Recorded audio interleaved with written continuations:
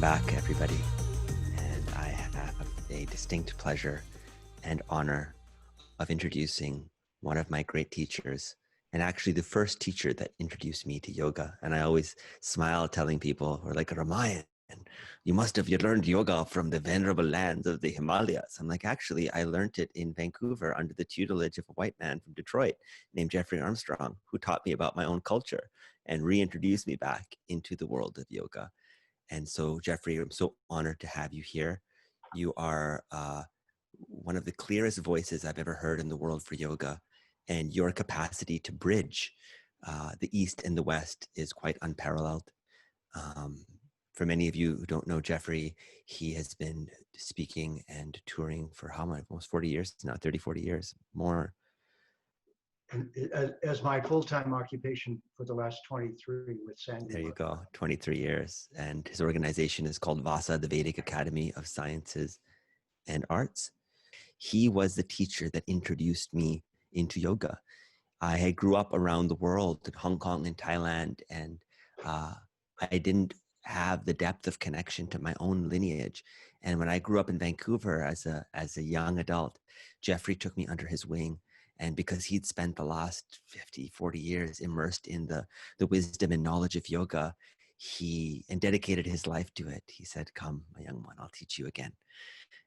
And so I'm eternally grateful to you, Jeffrey, and honored to have you on this broadcast to go into yoga and to discuss a lot of how the modern yogi can take the wisdom that is enshrined in this venerable tradition and use it today to create a better world, because that's what it seems that we're here to do.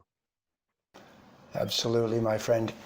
It's a wonderful opportunity to be here with you and to be with so many people who are hungry for the beauty that yoga brings into our life to become contagious in the world, since we've been in the midst of a contagion. I like to call the Vedic knowledge Vedic Vid 108. It's an ancient virus, and you catch it when you're full of questions, when you see the beauty of life, when those questions lead you to be optimistic, and when you think there couldn't possibly be an unhappy ending to this. It must be leading us somewhere beautiful and joyful. You're ready for yoga then. You're susceptible. You could catch it. As did you, as did your brother, Samir, and as did I, at a time when I was susceptible back in the 60s. I went into an ashram in 1969 and spent 5 years as a brahmachari celibate monk, learning from authentic teacher and guru from India. So that was the beginning of my journey. But only really, the journey was interrupted, was it not? At the basis of this is all of us on an epic journey. And I like to start there. That we are all immortal beings, that we all divine by nature. Every single creature on this planet, every living entity. And when we learn to see each other in that namaste kind of way, I call it the namaste culture. Yes, Because then that culture is something that I feel seems like so many of us are hungry for, and there's a part of yoga that happens on one's mat and in one's own yoga studio, but it's kind of, you doing it in a world that doesn't see that story, that doesn't support that understanding and that reality. How was it, that in India that there was the rising of a Vedic culture that supported that understanding? I mean, what does a culture look like that has that understanding at its root, that we are divine beings and our education and economic systems and familiar relations are supporting that journey? I mean, can you paint us a picture of what a culture like that looks and feels like? Yes, and as I do, let me show you two secrets about this. The first is, I'm acknowledging that you are the driver of the car and not the car. You are the consciousness in the vehicle, and this is the vehicle. So not only do black lives matter, but all lives matter is the principle behind yoga. And it is the basis of the civilization of India. So with that premise, the first thing this is that I see you. Namaste means not me, but you. So for a moment, it's not about me. I'm looking at you and saying, you, I see you as an immortal being. The second part of this is that we could fall over to the left or fall over to the right. So yoga is all about continually standing in the balance point. So this also means I'm not a threat to you. I'm not going to present a threat to you, nor am I going to try to coerce you or force you to do anything. So the way I like to say this is the Vedic civilization was based not upon coercion, not upon conversion, but upon conversation. If the listener is not ready, the teacher doesn't teach. When the listener asks, would you please answer my questions? Only then do we go forward with the knowledge. With that, if you look at our world right now, all of the force that we're applying to what look like problems makes them worse. It's when we can find a way to respect one another correctly that we set the context for living together on the planet. Isn't it interesting that in my generation and yours, technology has connected us in unprecedented ways? What happened in India, in the country they call Bharat originally, is that what makes it unique is that according to their story, the supreme being that everyone else is calling Almighty came to Earth and was all friendly. That's called an avatar. So the story from India is that throughout the history of our planet, descents of the ultimate reality have come to Earth, landed, grown up, lived for 100 years or so, left behind a record, left an account of their being here, and while they were here, interacted with humans without asserting dominance, without showing that they were all powerful. So the religions of the world, the three religions especially, although each religion carries truths, I like to call it the gold that they're carrying. Everyone is carrying some gold, some truth. But they didn't have this experience in their cultural history of the Supreme actually descending to Earth and having relationships with humans. And this is the hallmark of the yogic culture. In a very real sense, yoga is the remote connection from where we are with the source of everything.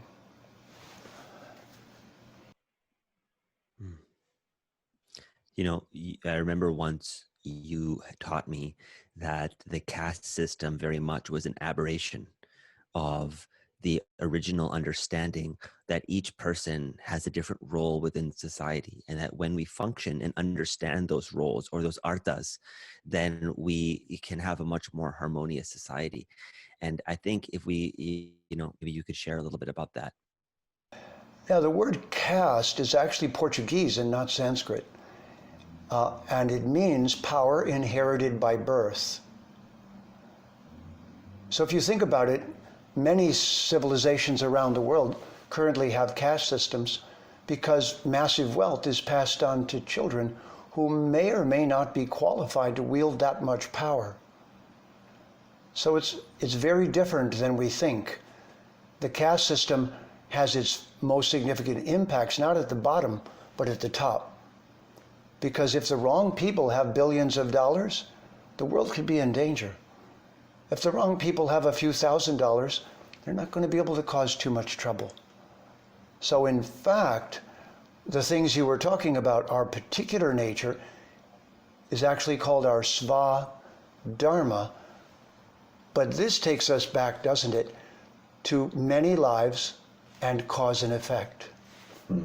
So what I'd like to say first is that the Vedic view starts with a big view that says that each one of us has been on and is still on an incredible journey that we volunteered to go on.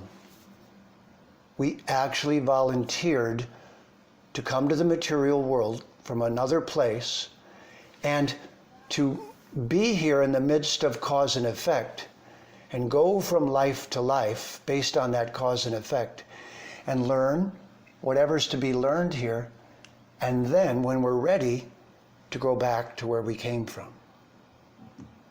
This wider view buys us time. If you think you only have one life, it's very frightening.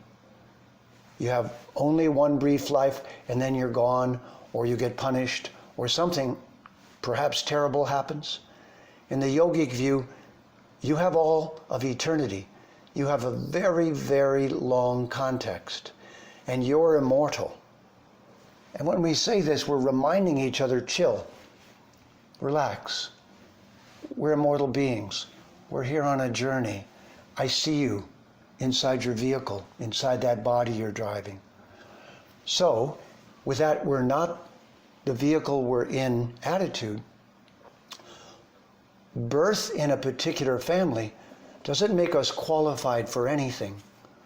But education was supposed to find out what we're actually designed to do in life. And that's called Varna, as you pointed out. The arthas, the Purusha arthas, the kinds of humans are born with particular skills. I've renamed them in English: professor, protector, producer, provider. So everyone listening for a moment, just think, are you a professor? Have you become scholarly to the point that you know a knowledge base so profoundly that your job in life is to share it with others? Or are you someone who works with power and force, and then are you a policeman, a fireman, a protector? Are you someone who ideally keeps the balance in society and doesn't allow bad players to harm the innocent? You're not a bully, you're a protector. And then producers are everything from farmers to business people who keep the production and distribution of resources that we all need happening. And then providers are people who have a skill and they apply that skill in a confidential way in situations where they're needed. Now, whichever one of those you are, the others are not better or less than you. They're just the skill we have as an individual. So in the Vedic culture, instead of accepting people as what they were born, school was finding out what your best skill is and then being funneled over into a school that would train you in that, get you ready for that, and then there'd be a code of conduct for your profession. Well, we know that. There's a code of conduct for policemen. It's been in the news right now. If they don't have the right code of conduct, the force they have could be a problem. If they have the right respect for life and code of conduct as a protector, it's beautiful. So, because our subject today is unity, what I'd like this talk to represent is diversity and unity working together. I would say individuality helps to create unity, and unity is what we already have in common. We just haven't discovered it yet. And the journey of learning to do that is what we're all here doing. And yoga has come to us at a critical moment in our history. The ultimate yoga manual is the Bhagavad Gita. The Bhagavad Gita was spoken an hour or two before 4 million warriors engaged in an 18-day battle in which all but about 10 were killed. But the Bhagavad Gita was not encouraging that killing. It was giving us a yoga manual so that we could deal with the most difficult situation. So it showed us then what would happen if we didn't learn how to get along. Now, if you think about this, what's recently happened after World War II, so it took 18 days for 4 million people to kill each other on a battlefield. Warriors, all warriors, no citizens, no children, no women, no elderly. And now, at the end of World War II, what happened? We watched a couple of 100,000 people be killed in 18 minutes with nuclear bombs. So what I would propose to you is that this set the context for yoga to be needed. Just like when the Bhagavad Gita was spoken, it was in a very adversarial context in a moment in society. So now we have this opportunity, all of us, not to be limited by our birth, but to decide we are ambassadors of divine consciousness, of an attitude that calms the situation wherever we go, of a mode of looking at each other with respect and invoking the highest being within each being to come forth, and not seeing them as their skin, not seeing them as their culture. So isn't it ironic that nuclear weapons is the context in which yoga came? We are that generation. It's, when I was in India, I went to the Kumbh Mela, and I was really interested in connecting to the roots of yoga, and spend time talking to a lot of people and sadhus and just traveling around. And I came to understand that there's, for a large period of history in India, that yogis are like white blood cells in the body of society, like kind of like the spiritual immune system. And they were supported to go around and spread knowledge and healing. And, they would almost be like one yogi somewhere nearby any village. And he was somewhat outside, and people would go there and he would help them and bring the knowledge to them and bring the wisdom and the ethics and the stories to the people, kind of like a shaman would in a, whatever society. And that the yogis had that role. And nowadays, the yoga teacher world is so kind of diluted in many ways, spread out. The vision of possibility for a yogi is all a little bit there of being a white blood cell. People go to a yoga studio, many to get fit, some for healing. But, there's a deeper possibility, I feel, for yoga teachers to become these white blood cells and to... Absolutely so. In fact, I'll tell you a secret about Kumbh Mela. In Kumbh Mela, millions of yogis come down from the mountain and all come together. So what it does for the citizens who go there is they get the association with those yogis. What it does with the yogis is they're so perfect that only in the presence of each other do they truly be forced to be humble. That's good. So if you're thinking, I'm smarter than everyone else, just go to Kumbh Mela. Very much. If you think I'm better than everyone else, just go to Kumbh Mela and just be with 5 million people all scrunched together, and you'll realize again, oh my gosh, no matter what assets I have, I'm a tiny being on an incredible journey, and your humility comes back. One more secret is the place where it's held, the rocks are made of crystal from Mesozoic times, so they get programmed with the energy of the yogis, and they vibrate with that until the next Kumbh Mela. And so the people that can't climb the mountain and go all the way up, or can't make it to the Kumbh Mela, go to the river, and those rocks are broadcasting the signal of the truth of the yogis. And this leads us to something that I thought of sharing with everyone today, which is that I've made English sayings about these things to make them a little easier. So think of ourselves. Raise your hand, first of all, if you have a cell phone. I bet all the hands are up. Right, good. Now, let me ask you, what is your body made out of? Cells. This is your cell phone, ladies and gentlemen. You are a cell phone. And the thing that was not taught to us in the West is that we are wirelessly connected to everything. We just haven't been taught how to program the cell phone. That programming is called yoga. But we are capable of being wirelessly connected to everything that exists. We just have to know how to get on the frequency, which is called a mantra. Om, that's the dial tone, what used to be the dial tone on the cell phone, on the telephone. So we are reprogramming, learning to reprogram this bio cell phone.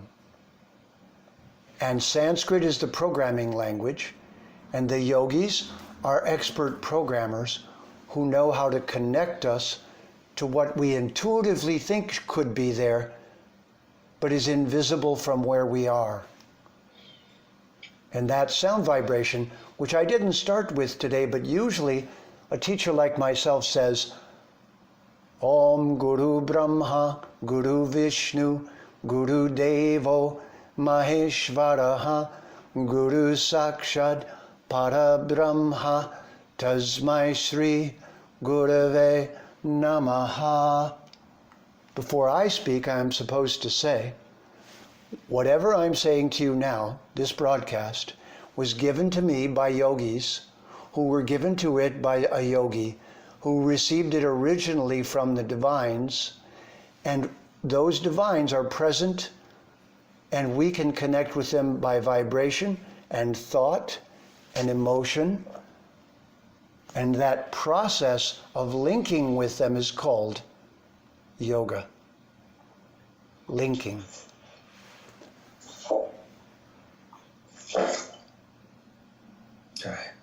And we are in the midst of the opportunity to do that right now because the pressure of our world has caused so many beings to wake up. And no doubt, we were in India before as yogis at some Kumbh Mela.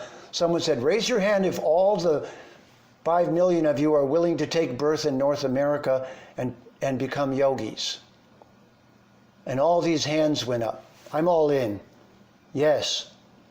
And here we are, violating skin, violating culture, not being who we appear to be. That's right. We're all in disguise.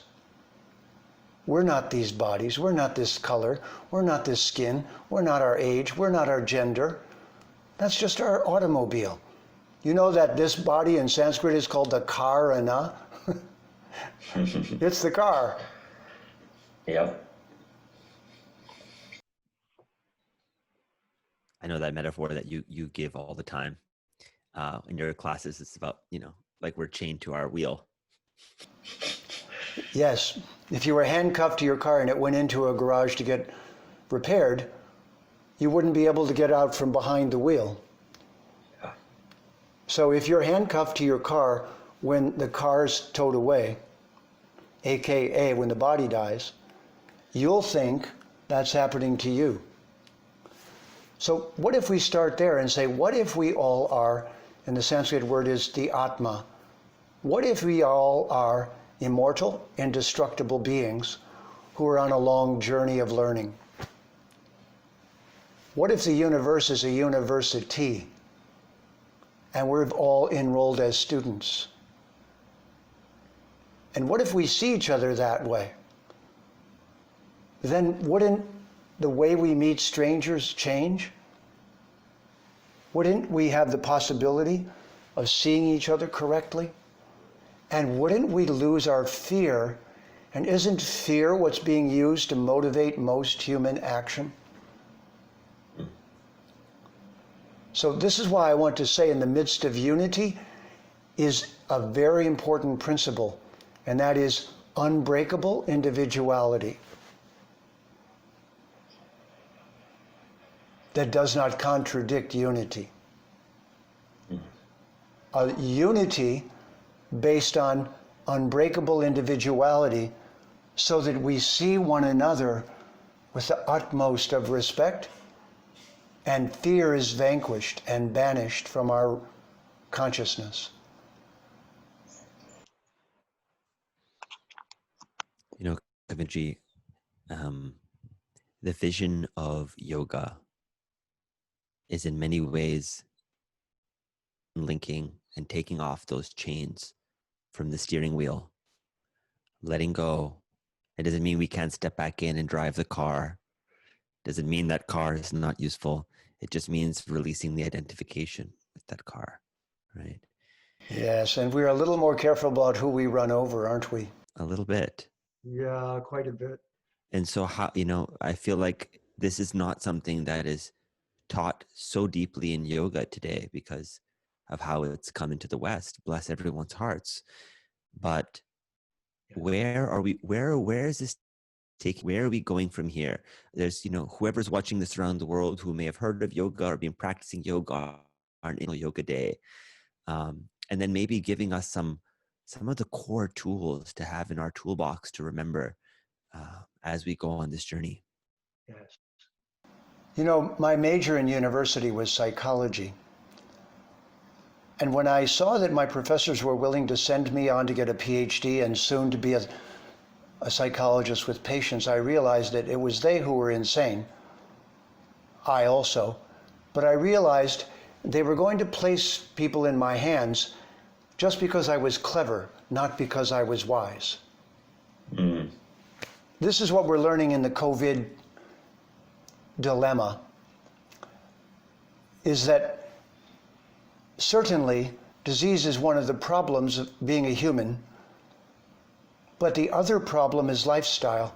And lifestyle is what keeps us healthy, not medicine, not surgery. Those are for emergencies. Yoga teaches us how to take good care of ourselves and harmonize with nature while we're here being the immortal being. So we're kind of rubbing our head and patting our belly at the same time.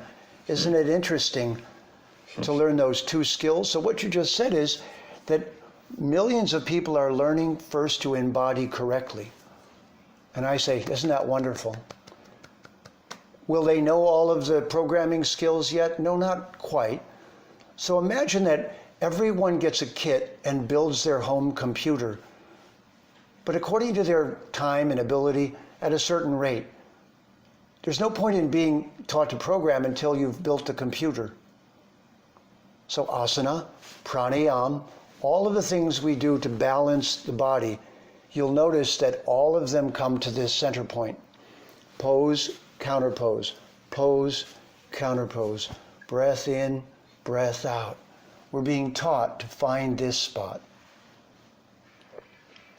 And really what's happening is the negative traumatic programming that might have been instilled in us in society by our parents, by bullies, by our upbringing, by our past karmas, is being neutralized. And as soon as the device is ready, we're ready to start using Sanskrit and mantras to program it. So yoga always proceeds in stages of evolution, and we should never look down at a stage we've finished and go, why aren't you here? Because this is a university, so that means everyone's in a grade, and if they're below you, you did that grade when you only knew that. If they're above you, lucky you, because now you can move faster if you're ready.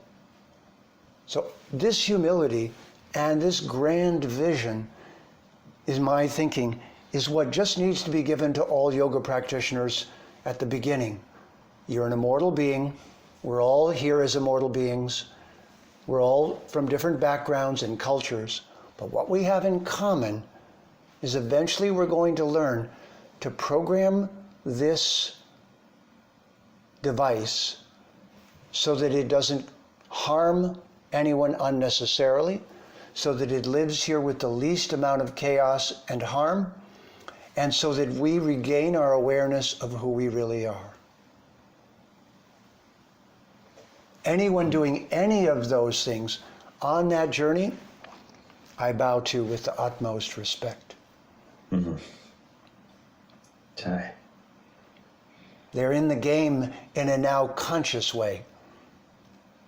But those of us who've been in the game for a while, I'll tell you the biggest experience is that the English language and the European languages haven't had yoga for a while, so they don't have a programming language that's as precise as Sanskrit.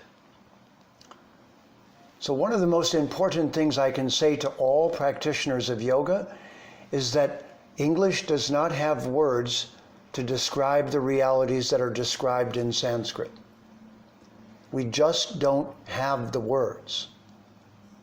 As a result, just as if you were learning programming on a computer, Sanskrit is the programming language of yogis, and it's not a matter of nationalism, it's a matter of technique. It's such a precise language that it has words for things about which our other languages don't have words. In other languages, we have millions of object words, but subjective reality words we don't have enough of. So this is why Dharma, Karma, Moksha, Atma, Paramatma, Bhagavan. As I was doing my mantras this morning, I was doing one of my favorite mantras, the 108 names of the sun.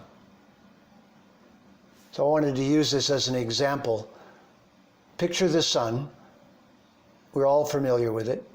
And all yogis who've been around know that the Gayatri mantra, Om Bhur-Bhuvasva Tatsavitur Vareniyam, we sing it in the morning to connect with the light of the sun and install it inside of us, called getting enlightened, instead of endarkened. So we automatically get endarkened when we sleep. So yogis wake up and enlighten. Now, what I didn't know for a long time is that that sun has got scientific names in Sanskrit, and there are 108 specific names for frequencies of reality that the sun is emanating. So if you became a sun scientist, you would not just know one mantra to the sun or one or two things about the sun, infrared, ultraviolet, the spectrum of colors. Instead, you'd know the 108 specific vitamins, specific rays, specific qualities of enlightenment. PhD course, Sun 501. And I'm not going to do the whole mantra, it would be too much. But it starts with the first name, Surya. It goes Surya, Aryaman, Bhaga, Tvastar, Pushan, Arka, and so on. So this means a more sophisticated meditation on the sun. Be like a scientist who can tell you about how different frequencies of broadcast, like we're doing right now, how they work and how they make the broadcast possible. There are scientists sitting in the background right now making this broadcast possible. Yeah. Well, just to speak to that for a minute, because, Izan, do you want to say something here? Either one. It evokes such respect and awe that, you know, there's a culture with such a deep love of the Dharma, of understanding the universe, of understanding how things work and how to be in relationship with it, you know, and in a scientific and reverential way, and to know it from within. It's sometimes it's almost hard, I imagine, for people to comprehend that, you know, this was the ethos of people for thousands of years. I mean, this was the inquiry, this was the project, and so many people are working on it and contributing. It's just remarkable to envision that, you know. Well, I just want to go back to your original question, Zamir, because I feel like I want to hear it from Jeffrey's lips, as I have many times before, as he's described and paint a picture of what a Dharmic culture looks like. You know, you inspired me very much, Kavindraji, when you showed me what is possible when all the pieces fit together. And as you know, you've taught me yoga is Yotish, it is Ayurveda, it's all of these functioning pieces, it's the Dharmas working together. So maybe I'll I'll let you just paint that picture so that we can understand what we're aiming towards with this yogic culture. Yes, and I love what Zamir just said, that what you find out after a while, I'll give you the Sanskrit term for this, it's buddhi. The word Buddha comes to us from the Sanskrit word buddhi. And buddhi is not intellect, it's discernment. It's the ability to go into something and truly understand it, truly learn of its nature, and to go deeper and deeper and deeper and make very refined distinctions. That ability to look at everything around us, and what we see evidence of is what motivates our quest. Isn't quest asking questions?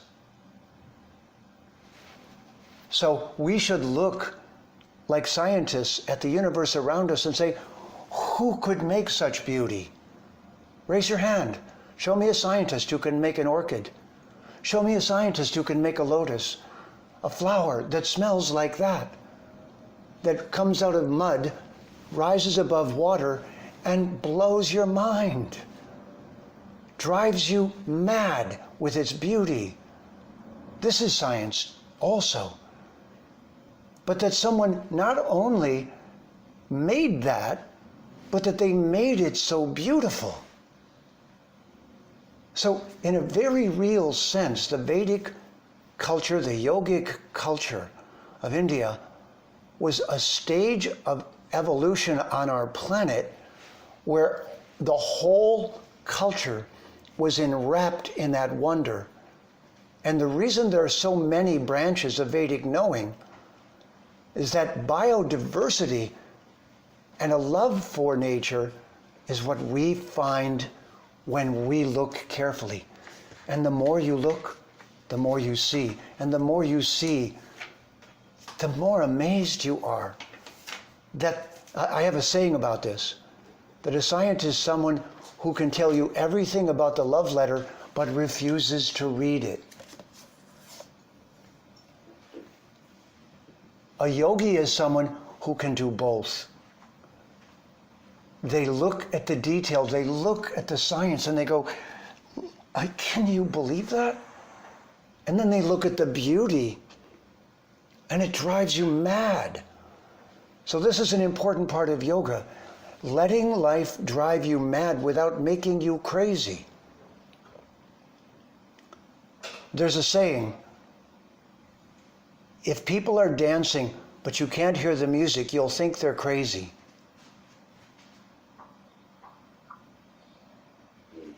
And this world is the evidence of miracles after miracles. Each one of us is a miracle walking around. We just forget.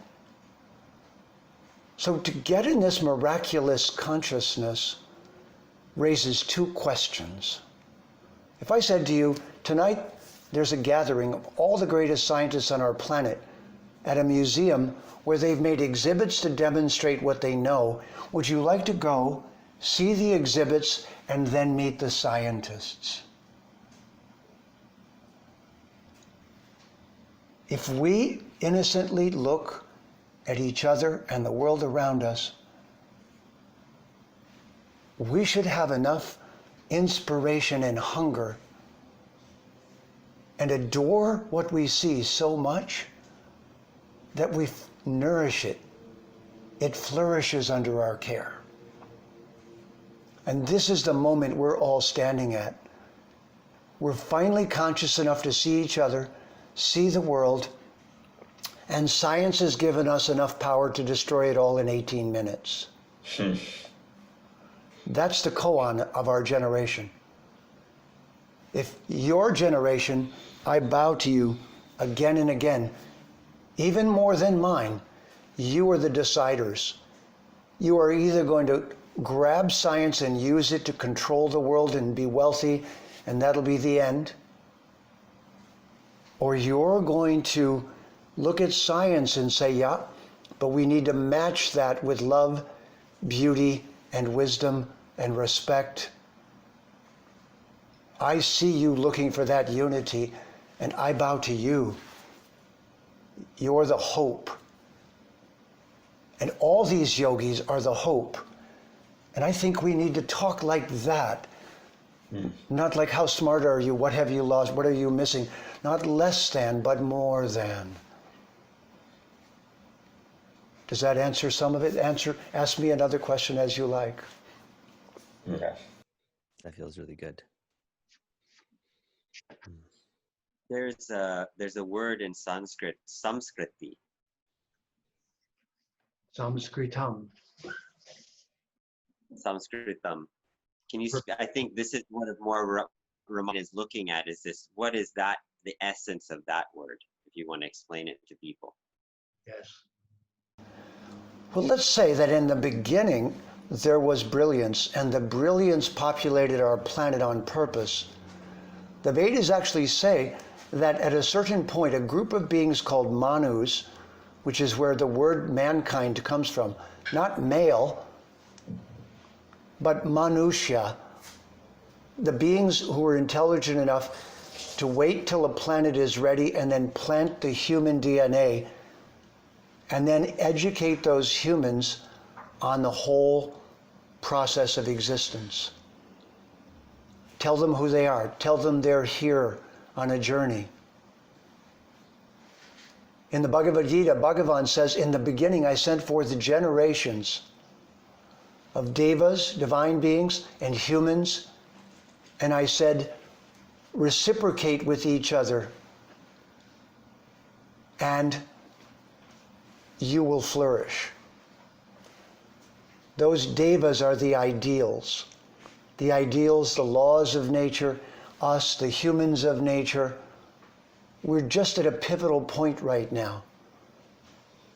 We've got to have a language of talking to each other about harmonizing with the universe. So let's call Dharmony, harmony, and Dharmocracy. What does Dharma mean?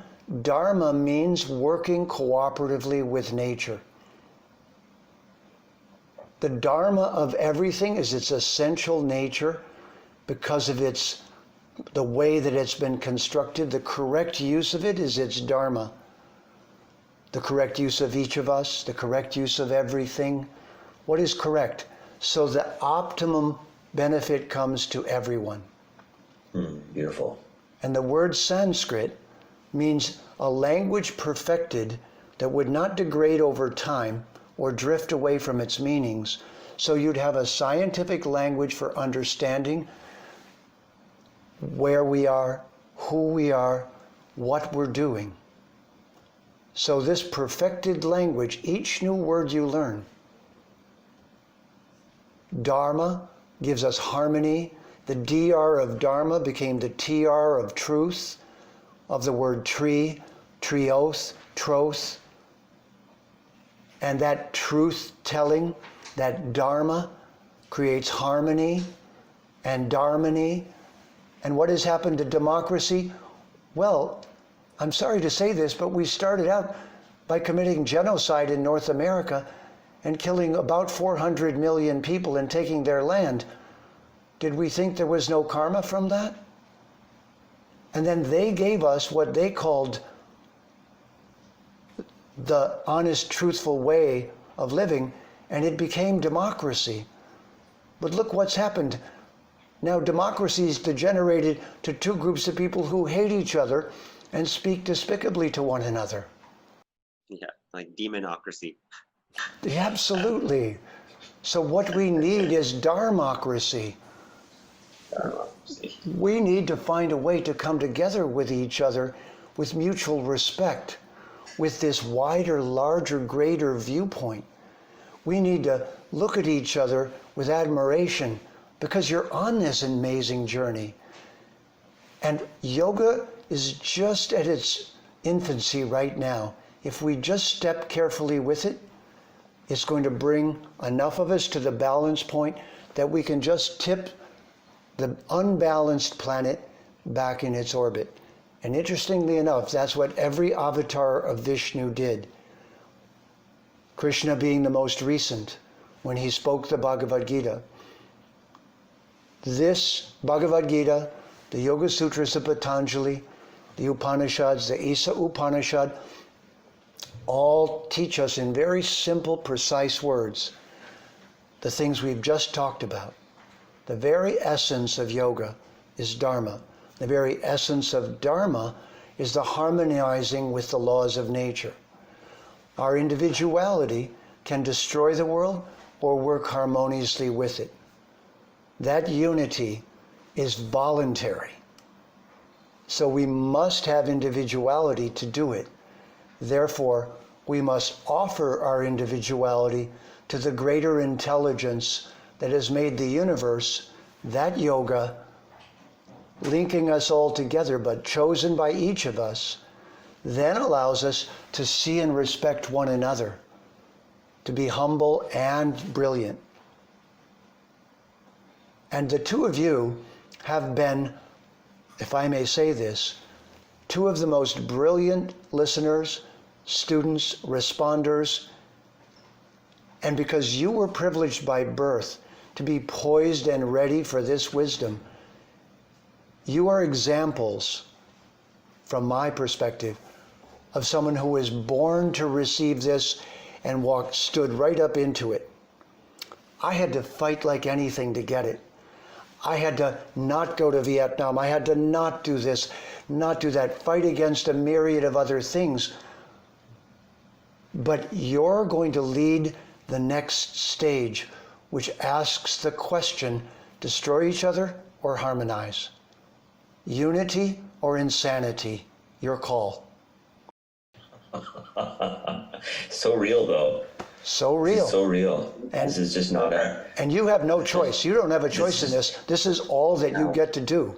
Yeah, this is all we get to do. And, I can't tell you all who watching how many times I've sat at Jeffrey's feet in his class with thick notebooks that I'm sure I know Sadie is saying, are you all taking notes? Yes, we should all be taking notes. And a lot of my life is devoted to creating systemic change on this planet. A group of us have created things called the Manifesto for a New Earth, the Unanimous Manifesto. We're crowdsourcing solution architectures for this planet. But what I've come to see after being in hundreds of these groups and hundreds of these conversations is that the core nucleus of this is actually yoga. You can call it whatever you want. Do you know what I thought when you said that? What? I've got to tell you. Please. I thought, please rename it Man and Woman Manifesto.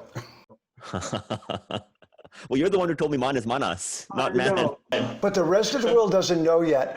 And so the other piece of this puzzle, and I have to say this so everyone hears it loud and clear, the missing vitamin was, as I grew up, I looked at the female beings and they were so incredible, so beautiful, so gracious, so profound, so giving of themselves, so the basis of life.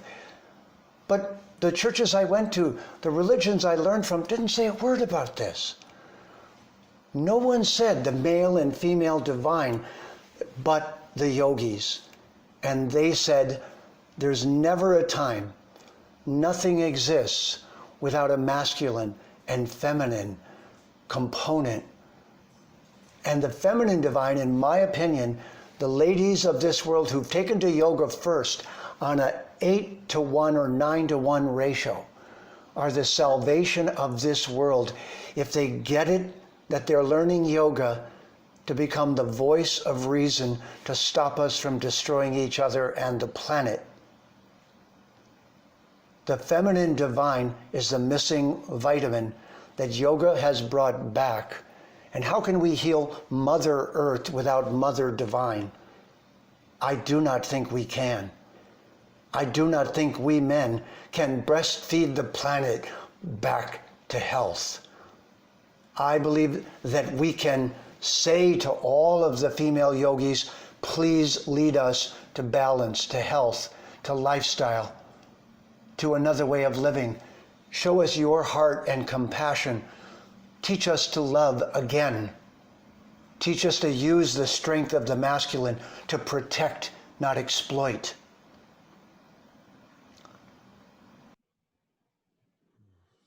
Thank you, Kavindraji. Thank you for being here with us and for giving us a little glimpse and a little taste of your wisdom. And thank you for those last messages and those last words. And right after you, we have the beautiful offering of C.C. White, Soul Kirtan, who's a powerful Black gospel singer who took to Kirtan and brought her powerhouse gospel energy into the devotional space of Kirtan and just rocked everybody's world around the world. When you fuse that culture, that passion, that love, that brilliance, that energy with the devotion of Kirtan, you're all about to get in for a treat. Well, I also want to say to you that every word that I'm saying to you, the fact that I'm here manifesting in this way is because of my beloved partner, Sandy Graham. And she and I have walked every step of the last 23 years together with a single intention: to embody as two divine beings, one in a male and one in a female body, the possibility that we can all love and honor and adore one another, and that it is in embracing life correctly that we perfect it. And that is bhakti. The last secret of yoga is divine love. Everything else gets us ready to be overwhelmed by the beauty and not harm anyone in that state of mind, but to actually embody that love in everything that we do. And the trouble you're taking, both of you, to reach out to the world is the personification of that great wish. So thank you very much for this opportunity. Thank you. And for, a few things to just mention here. Jeffrey Armstrong has a wealth. He's been teaching for 23 years and has hundreds and hundreds of courses online. So you see the link right here for jeffreyarmstrong.com. You're never going to get everything in a single talk. I've tried hundreds of them.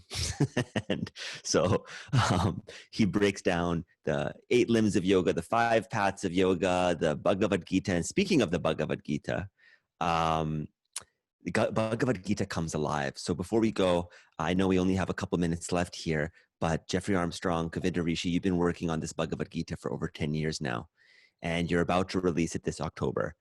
And for those who don't know, I can speak for this because I've been in the realms and the throes of this since you started working on it, is that the Bhagavad Gita is that principal text of yoga. And what Jeffrey has done is that he's taken 10 years to meticulously take out the words from the Bhagavad Gita that have been anglicized, that have been taken from the Judeo-Christian faith and placed into the Gita, that distort its true meaning, and gone through literally word by word for 10 years to bring back the codex of the original meaning of this principal text of yoga. And so that's coming out in October. And so we'll be announcing it here on UNIFY as soon as I was asking Sandy, is it going to go up for pre-sale? She's like, not yet. But as soon as it does, we'll be bringing it through the UNIFY audience. Thank both of you. Thank you for joining us. Thank you very much for having us.